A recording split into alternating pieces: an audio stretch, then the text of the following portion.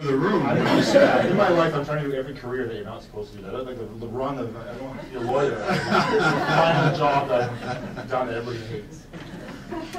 Yes, you're well on the way. Andrea, so here's a quote from Ned Shankman, which is that anything that's worth fighting for, it's worth fighting dirty for. Well, there's some guy who said that thing. So it doesn't matter who he is. But I think it's a concept that's largely shared. Now, lest you think this is a softball to that, well, of course it's not worth fighting dirty for. Nobody's going to say that. It's like, do you eat fruits and vegetables every day? Of course I do. That's the next question, so you can get ready for that. I'm interested, though, in this thought that you know, is something that's really worth fighting for? Is it worth fighting dirty for if the prospect is that, you know, it's going to be lost? What do you think about that? I'm not asking you to admit that you think it's the right thing to do. I'm just curious on your reflections on that statement. Let me back up a bit here. On the issue of power, I appreciate that there's many different. I do some facilitation work, and one of the things I do is role-playing game on power. It's called the Power Game, and helps people get some literacy around power and helps them work through some relationship issues they have with power. So, you know, my own reflections on it are, I didn't go to school, to university. I'm not a lawyer. I don't own, well, I have a small little consulting business that does facilitation sometimes. And sales. I worked as an environmental advocate for the, you know, big sum of 30 grand a year at its high point of my career. So I don't, like, this concept of power is something that's externally vested through your education or your title or your gender or the color of your skin. I've never had that. So to me, power isn't about something you have and you know, hand around. I don't feel particularly powerful now on council, for what it's worth, because I have the same power I've always had, which is my ability to connect with other people in my community and to organize collectively. And it's all I've ever had, and it's what I'll have on council, it's what I'll have after council. So coming from it from that perspective, because I didn't want to, I think if you look at it through some of the perspectives that have been presented, it kind of makes some sense as a quote. But in my community, if you burn people, if you play dirty, your ability to work collectively diminishes very quickly, because with Twitter and moccasin networks and other things, word gets around pretty quick. So it's not functionally possible, I guess. So even for the right reasons. So if in the end, even if people agreed, well, they fought dirty for that, but in the end it was the right thing to do, what you're saying is they're going to more remember that you fought dirty than that you did the right thing. And then how would you continue fighting? I mean, like, I've never even had to sort of grapple with the logic of it, because it just would be so innately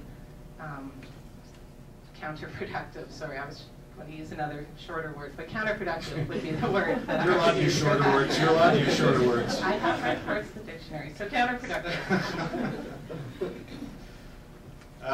Okay, let's go down the end there. Alan, what are your thoughts? You meet some violent opposition from people, and I mean by violent, I mean just enthusiastic opposition to an idea that you're fairly convinced is the right thing to do. What happens?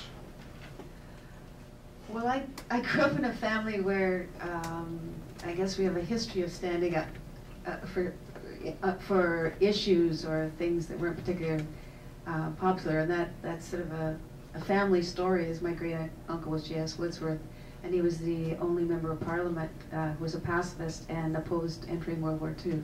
So it's kind of a family legend that there's an assumption that you have to stand up for things that might not be valid, and it doesn't mean that you play dirty, but it means you must stand up for things you believe in.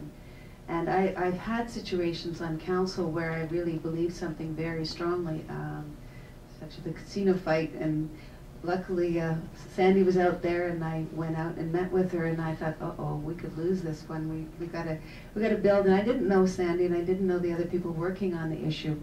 So to me, it's if there's something that you really believe on, it's not a matter of fighting dirty, but it's a matter of, if you can't get the votes on council, then you have to go out and organize with the community and build that momentum and get people there so that you can win the day, so you can convince council. And you know, I think that's very important to do that. There are issues that I've really believed in deeply, like joining the Canadian Coalition of Municipalities Against Racism and Discrimination, and it looked like I was going to lose the vote, so that's exactly what I did. I went out to the community, I talked to the community, and there's a lot of resonance with that, and I was able to change the vote on council because of that. So I think it is important to, I think that, you know, we're in a pretty exposed situation. Once you're elected, everything you do is pretty much open, and people eventually find out what you stand for and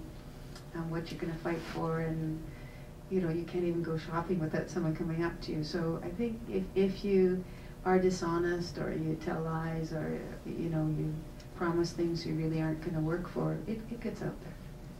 So that's an interesting impression, because I think that if you talk to a lot of people, well, I know this, if you talk to a lot of people out in the public, or the citizens, a lot of them have the impression that politicians do this fairly frequently, but it is sort of like a story that sort of circulates, a narrative that circulates, if you like, that politicians always say one thing and then do the other, or whatever. So I think it's very interesting listening to the stories here at the front. I'm not suggesting that everybody who tells that story is right, but it is interesting to hear it. And I'm also interested to know that what happened at the dinner table in your house when you were growing up, given that you came from this tradition where everybody was supposed to stand up for something. Did everybody always stand up for the same things? Well, no, and neither of my brothers are politically active right now. So, you know, I had one brother who stood up and fought really hard for childcare. I had another brother who he reads intensely politically, but he got burned by being in a political family, I think. So okay. I think that, you know, I don't know, quite frankly, I think it's appalling that the media tear politicians apart. I think that everybody I know in this council has worked extremely hard for the past 3 years. Everybody, no matter what the party is, paid attention, did their homework, worked really hard, and somehow that doesn't get out there. And I think there's a problem that when we engage in political debate, if we disagree, people get really mad at each other. And it's our responsibility, I think, once we're elected, is to really listen to the greater good, and with our very, very limited budget of 8 cents the tax dollar, try to put in place policies and programs that serve that greater good. But there is tremendous pressure from the community, say, for an outdoor swimming pool. And that community wants it, and they say, we should have it. But there's another community who wants a community center. And, you know, people have to, in the end, the council has to make a decision of how to spend that money and balance the needs of the entire city. And that's our job. Okay. Now, Nicole, I'm going to ask you a question here, but I don't want to lose sight of the media filament that's been introduced here. And I want to give Mike an advance warning, then I'm going to ask him about that in a second.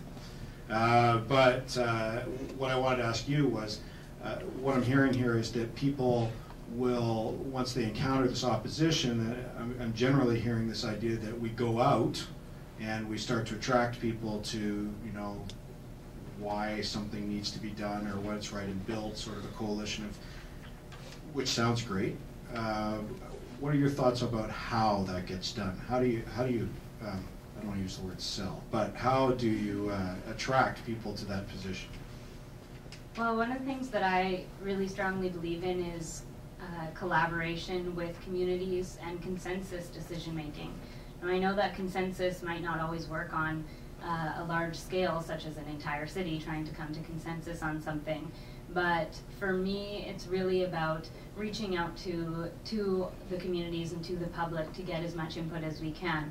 So NSV, who I'm running with, is a big advocate for strengthening the community councils that already do exist, and for ensuring that those councils get put in place where they don't exist, and attracting more people from diverse backgrounds to those councils, because a lot of the time it does tend to be a homogenous group that is active in their residents association or in their community group. So for me personally, I would really want to go either through our website or through putting up signs in neighborhoods and getting people involved and getting them to understand that there is a place that they can go if they want to get their voice heard in council, and that is their community group. And then, but what's more important than that is that council really listens. So oftentimes, you know, we have public hearings, but in the end, council's already made up their decision. So I think it's really important that we have more of a culture of truly listening to people, and that's something that I'm dedicated to doing for sure. Okay. Okay, Mike. So here comes this media thing. Okay. We've heard it up here. I've certainly heard it from lots of people, just generally in our society, that the media is part of the problem. So, in other words, these narratives that get spread about politicians and why it would be an unpleasant job to get into, and they seize on, you know, little details and turn them into massive divisive issues. Why do they do that? Do you think? Who's responsible for that? Well, first of all, this DeLiberate was explained to me as being, you know, sort of talking about our thought processes and how we think on these various issues. And as I was sitting over there and looking at it, I thought we were sort of doing the dating game, right? Because we've got the high chairs here, and I kind of would like to be in the Charlie Rose format, you know, sort of sitting around a table and talking, because there are so many different streams that we're touching upon here. Just on the media. First of all, I don't, generally speaking, is aggravating as it is to get a bad story written about you. My tendency is to resist the tendency to blame the messenger. You know, with the anonymous blog postings and you know, comments that you read on the newspapers, it's pretty vicious stuff. Regrettably, I think that's part of our culture, and we just have to accept that people are going to say tough things about our political leaders. And as much as I would love to it to be, you know, dancing through the daisies, I realize that it is going to be tough, and I've kind of prepared my family for that in some ways, and I'm sure, you know, that the loved ones of others have gone through the same thing. You know, I'm thinking about my kid and the schoolyard chatter. You know, what are they going to say about your dad? You know, I look at that and I go, that's unfortunately, it's a part of the job. You have to manage it to some degree. You have to manage your own reputation. You have to manage the ideas that you're struggling to try and move forward with. And so I'm not going to blame our system or blame the media. I'm just going to try and use my own skills of having, you know, worked on, certainly with online and traditional media, to try and become as persuasive and, as you say, sort of selling what you hope are good ideas back to the public, because that's the key job of a political figure, I think, is to communicate. Okay, George, I mean, you've said some experience as a journalist, and I'm not meaning to put anybody on the spot. Well, of course I am meaning to put you on the spot, but I want to appear to be still a nice person. So what I'm interested in knowing is, I'm curious about, and I know other people are too, about why it ends up like this. If the people out here say that it's not a good thing, and the people up here and who are in office feel that these narratives are not a good thing, why do they persist the way they do? Why do they seemingly get worse than they have been in the past? Well, I mean, I've worked in a lot of newsrooms, and now on the other side where I pitch stories to reporters. You know, it's I don't want to burn any of my bridges, you know, my company out of business here. But you know, it's the media feed off itself, absolutely. I mean, even to the lightest story of the clients that I have, you know, from beer companies to whatever. A good story will run in the Vancouver Sun, and then suddenly we'll get a call, or the beer company will get a call 3 months later from some national magazine wanting to do the same story, but basically repeat the story. You know, so is that laziness, or is that just, you know, I don't know, but it's great for the PR company because they get a second hit. But you know, I definitely think that journalists can be somewhat lazy and can be, and they do feed off each other, and internally in the newsrooms, there becomes a narrative inside those newsrooms that, and you can see it, I think, even in selection, difference in the tone of, say, the Province versus the Vancouver Sun. I think if you read both of them every day, you'll see there's a different tone about this election. And I don't think it's a conscious decision they make. They don't sit there and the publisher comes and, okay, boys, this is what we're going to do. You know, it's nothing like that. It's much more organic in how it happens. It might just be the way that the kinds of people that work there, and that's just what's happened. And so, you know, I don't think there's any mass conspiracy by journalists to destroy reputations, but they also kind of enjoy it if they do. So, you know, it's an interesting scenario for as of now sitting here in this position, and also, I mean, a politician, journalist, PR guy. I mean, seriously, what am I doing? What's wrong with me? Somebody help me. Sandy, I want to slide to something that's a related concept here to the media, which is something that popped up on the tag cloud that got done with everybody's responses. The word that jumped out amongst all the other words on the tag cloud was integrity. And curious if you might offer up, from your perspective, when people say that, what do they mean by that? What does integrity mean?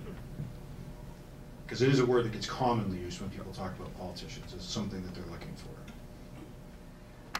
Well, I guess what I would hope integrity means to other people and what it means to me, which is ultimately that internal compass that people, if you are truly principled, you don't move from. And that doesn't mean being inflexible. I think inflexibility is itself a sign of a weak mind. So that's not the same thing as being principled. I think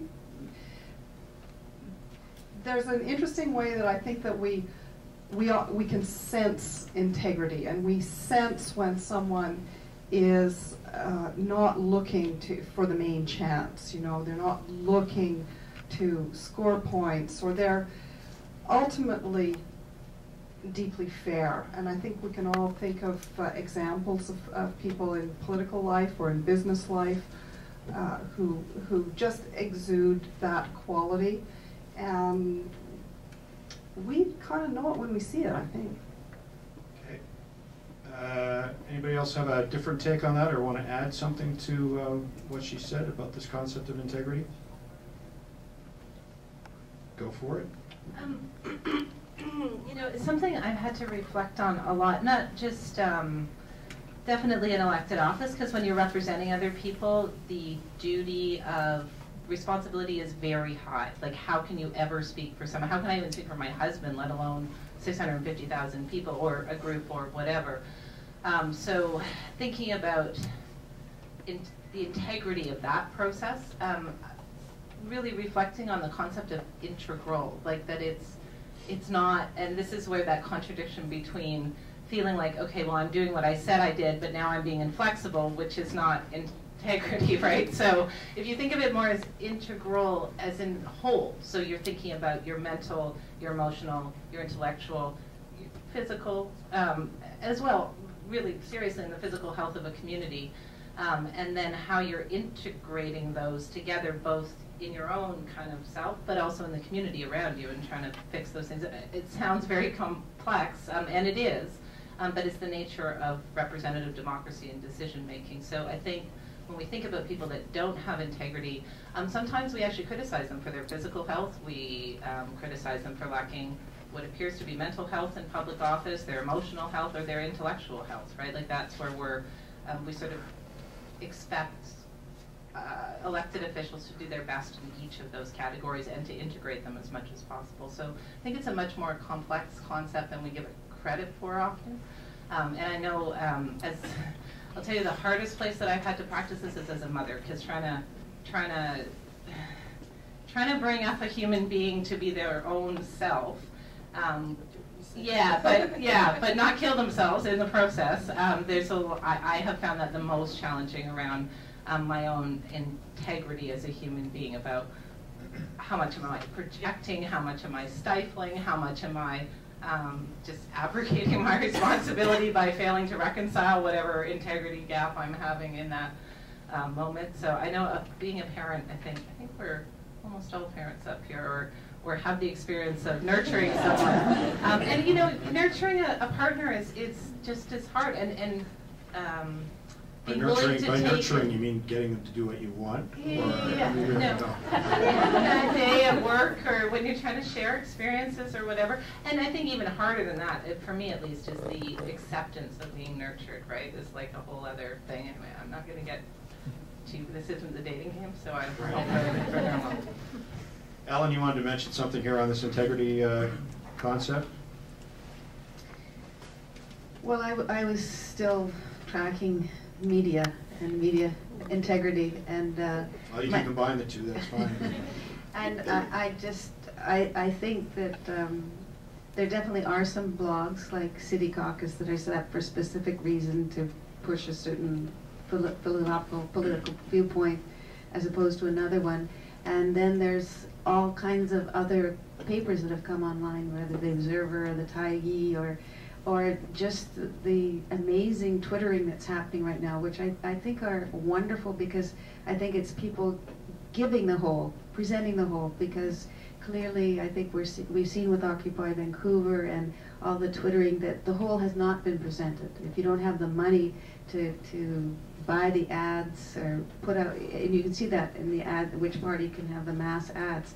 So if you can't buy the mass ads as an individual candidate or a small party, then you have to find that whole to be able to present your point of view, which is part of the whole. Then there's that wonderful possibility now with Twittering and blogging and using, you know, these alternate forms of communication. So I think that that's when we think of integrity, we were sometimes limited by the notion of what the whole was composed of, and I'm concerned that I see that we're mostly white folks, and clearly we're not the whole.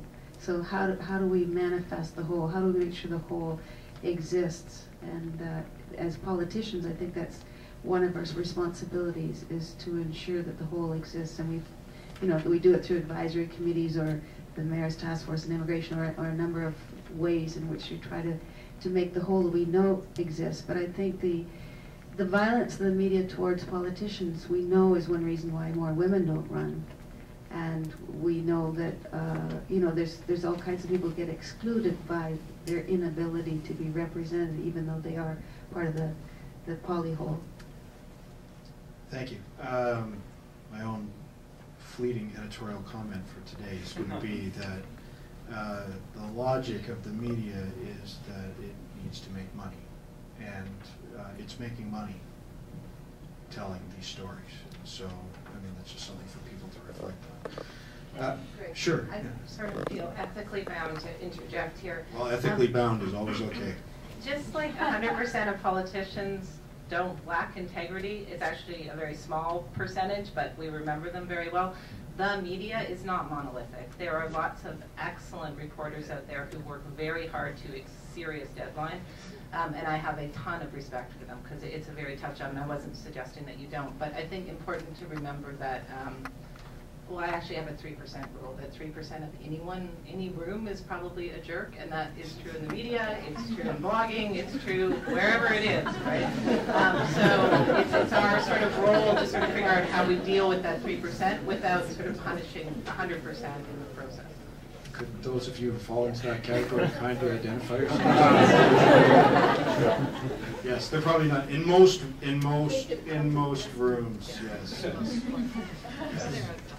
Mike, you look like you're anxious to say something. I had a comment, and it was a gentleman in the back of the room who remarked that how could we have, I can't remember how he phrased it. It was he made it sound as though that that the elected officials of today are not of a standard that right, not the big idea, yeah, charismatic. And it we had a very interesting set of examples from our three previous speakers, and I was trying, when I was sitting at the chair there, I was trying to knit them all together into what I thought was a common theme there. I used to work in a video game company, and so I know that when we were doing the work that we were doing there, that it was the imperative was always innovation. We really had to be on the leading edge. I mean, we weren't sort of working for Super Nintendo anymore. We were thinking about, you know, more powerful platforms.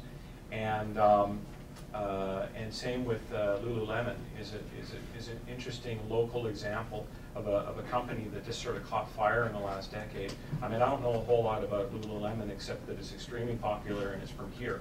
And they've managed to sort of stay on the front lines by just by being very attractive to their customers.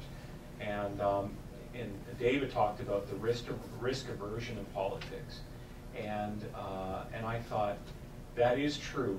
No, without question, during election campaigns, there's a high degree of risk aversion. However, when you're governing, you do move forward through policy. And so there is innovation that's happening. It's not all just about status quo. There are things that happen week by week in our city halls and our legislatures to try and move things forward. So I just wanted, I like that discussion about leadership. I feel as though that there is a perception out there that people are doing nothing, that they're just living, you know, sort of living off the trough. And really, I agree with our two elected officials here that we have very hardworking people out there, and they deserve quite a bit of respect for what they do. So, sorry, I just wanted to kind of tie back a bit of the leadership. No, that's fine. And actually that topic all by itself, I thought about that when it was raised. That topic all by itself would be you know, you could spend an entire night actually just talking about that exact concept and what the influence of the environment we find ourselves in now and everything else. But we're going to move into a bit of a lightning round portion of the evening here.